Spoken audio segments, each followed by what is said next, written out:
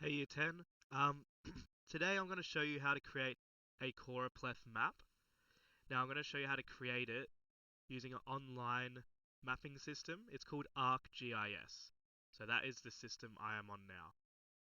Now to complete your Choropleth map, you'll need to have access to the QLearn, and you'll have to have access to this lesson here, creating a Choropleth map using ArcGIS. Now for your assessment task, you have to create a report on bushfires. And on your task sheet, you are given an initial data set to start off your assessment. Today we'll be using that initial data set. So if you scroll down, you'll find this Excel spreadsheet here. So with this Excel spreadsheet, it has the initial data set on it. What you need to do is download this data set. You need to make sure it's downloaded in Excel. So if you have a Mac, make sure it is downloaded in Excel because sometimes it seems to change to a different app for some reason. Once it's downloaded, make sure you cross out of Excel. You do not want it running in the background. If it's running in the background, it's not going to upload properly. Okay, so you simply just download it, save it to your desktop, cross out of it. From there, you're going to go to ArcGIS. Now with ArcGIS, you should have already been sent an email by myself or Mr. Romanen, where you can set up your account. Okay. Once you're in, you'll find the home page here. It says Southport State High. These students here are the Year 12 Geography students at the moment. It will likely be your faces here later in the year. So, this is the home screen. We have a few buttons up the top here. The ones that you need to know about is we got Map. That's for us to do any mapping, which we'll do today. Any maps you create and you save, you'll be able to find in your content section. And then any maps that maybe I create or Mr. Romanen creates or any other students, you'll find in our organization section. Okay? So I'll get everyone to click on map for me. Now it does take some time to load sometimes. It is the industry standard mapping system, so it can be quite complex. Alright, from here we can see we have our map. You can zoom out and you can zoom into your map. You can move around as well. You are going to be adding layers to it, so that means like data sets to it. So we add here, we find our layers here, so that's after we've added them, and then we have some further functions further below, but the main two we want to use are these two. First, we need to find a layer that shows the Australian states and territories, because we're going to map data on top of those layers. So you just click the add function. You're going to click browse layers, because we're going to search for one. We'll wait for it to load. From here, it tells you your content. It's likely you do not have anything in here. For me, I do because I've created stuff before. You're going to click down and you're going to go ArcGIS Online. This is where you find online layers and data sets. You are freely allowed to use as many data sets as you like online, as long as you create the map yourself. So we click this. We are going to search. Now the search engine on this isn't so great. So a lot of the time it does require a fair bit of scrolling to find the layer you're after. We're just going to type in Australian states. Okay. From here, we are going to scroll down until we find a layer that shows us Australian state boundaries. Okay. Now, here's one here. States and Territories 2016 by Catherine Green. We're going to add that one. When we click add, we'll see it pop up. There we go. There we have it on there. I'm now going to click add again. I'm going to add a layer from file. This is where we're going to upload our Excel spreadsheet.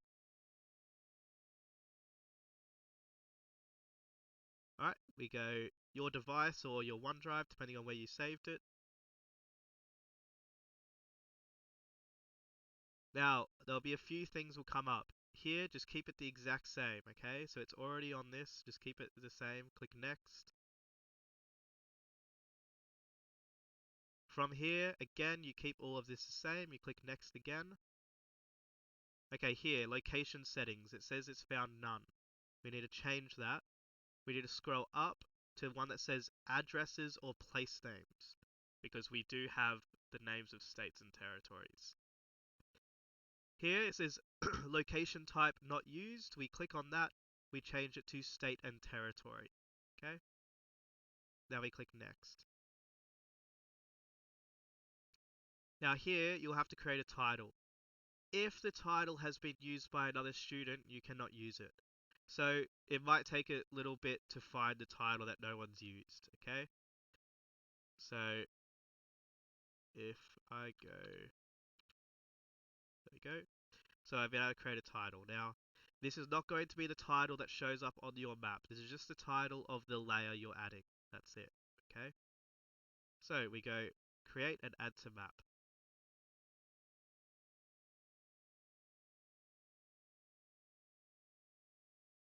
So wait for it to load. It takes a while sometimes.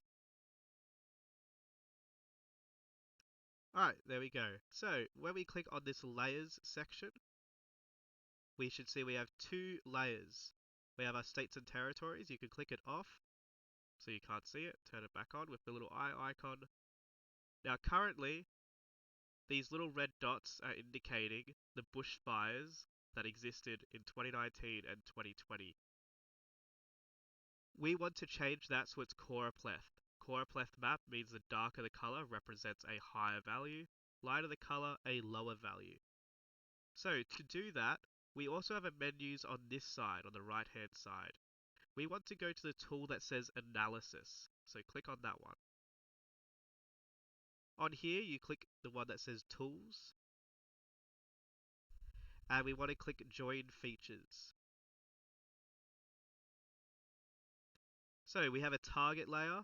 Our target layer is going to be our states and territories. Our join layer is going to be the data set that you have just named, so the one you added, your Excel spreadsheet. We're going to go down. You're going to tick this one here, use spatial relationship. So then it knows that it needs to put this data set on the correct states and territories. We need to select an option. We're going to go with the one that says intersects. We're going to join one-to-one, so we keep it the same. And then we need to make a name. So what is this layer going to be called after it's finished? So I'm going to say Choropleth Map of bushfires in states and territories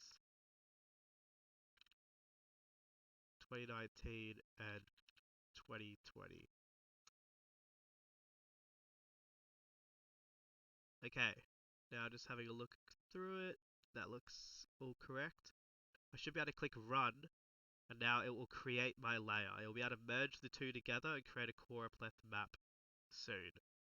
So we can click view status. It does take a bit to load, so we can see it running now. Now you're going to be doing this on the school Wi-Fi, so it could be it takes a lot longer than it does for me, because as we know, the school Wi-Fi is very unreliable.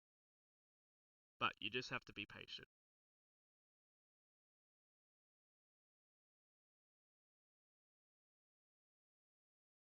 Right, so it's still running. Alright, it's completed now. So what that means is, there we go, we have one that's been completed. I'm going to shut off these two, so the visibility of them, so we just have this one here. So, from here, you can see it does not look like a Choropleth yet. What we have to do is we go to this one that says styles. Okay, with the styles one is where you can change all your color, you can change transparency of colors as well. So we need to click field. With our field, this is where we click fire area. We click add. We'll just wait.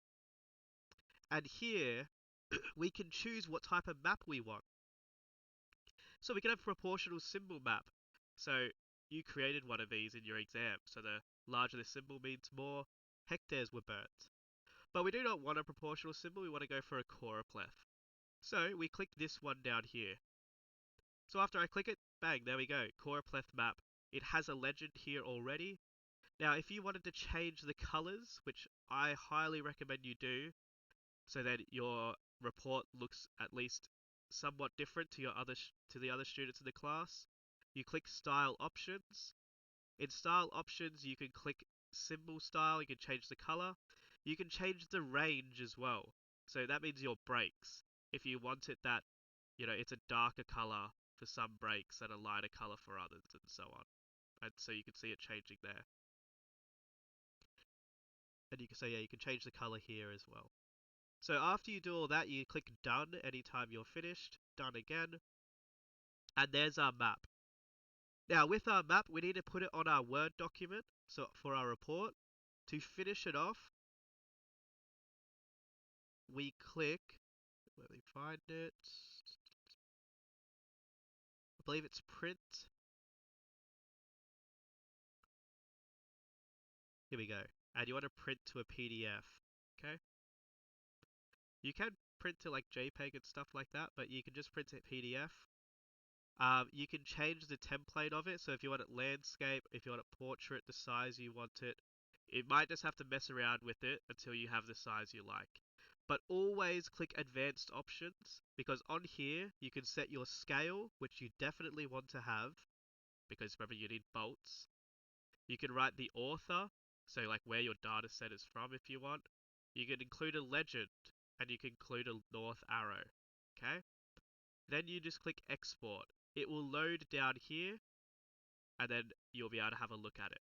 Now, depending on how zoomed in you are, will depend on how the map will turn out. So let's have a look at this. Alright, so we can see it here. See, this is a little bit off-centered. I would not be happy with this for my report. So what I would do is I would go back, I would center it, maybe zoom in a little bit more. Okay. And then, so looking back at this PDF, see it's like landscape like this. I may not want a landscape one, so I can change my template if I want. And I could go for a portrait. So if we go A4 portrait, we can export it again, and then we can test and see if this is any better. This is just going to take some trial and error to get the size and the look you are after for your report. So I can look at the next one. Okay, so next one's our portrait. We have a lot of information down here. Right now it says untitled map. You can also change that because you obviously want a name for the map. That's up here, so you can change the title. So if your title, it should probably be something like Choropleth Map of bushfires in Australia, 2019-20, something like that. Okay, and then it will show up on there. After you finish this, make sure you click save and you save your map, okay?